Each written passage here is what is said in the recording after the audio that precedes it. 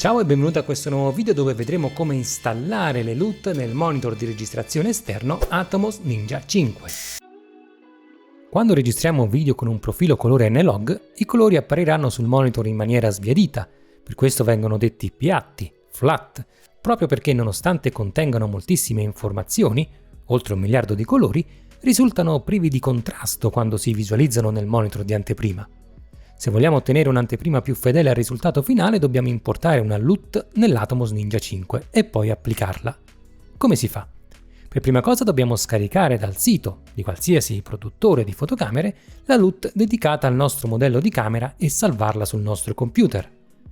Atomos supporta LUT 3D nel formato standard .cube.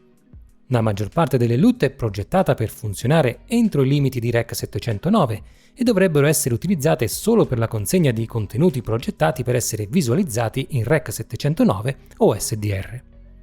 Una volta fatto, dobbiamo copiarla nella directory principale dell'hard disk dell'Atomos Ninja 5. A questo punto ricolleghiamo l'hard disk all'Atomos Ninja 5 e accendiamo il dispositivo. Tocca Monitor nella barra delle informazioni e poi LUT. Qui sono disponibili 8 slot di memoria per il caricamento delle LUT 3D. Tocca una delle curve numerate e poi tocca sulla cartella per importare la LUT desiderata. Per attivare la visualizzazione della LUT, spostiamoci al menu Monitor. Tocca l'icona LUT per applicare la LUT selezionata alla tua immagine e il nome della LUT 3D attualmente selezionata verrà visualizzato accanto all'icona LUT. Nella scheda LUT possiamo inoltre impostare come verrà applicata la LUT, ovvero durante la registrazione, durante l'uscita oppure confronta. Se selezioni durante la registrazione, il tuo Ninja 5 inserirà l'aspetto della LUT nella tua registrazione e questa icona lampeggerà nella parte superiore sinistra dello schermo.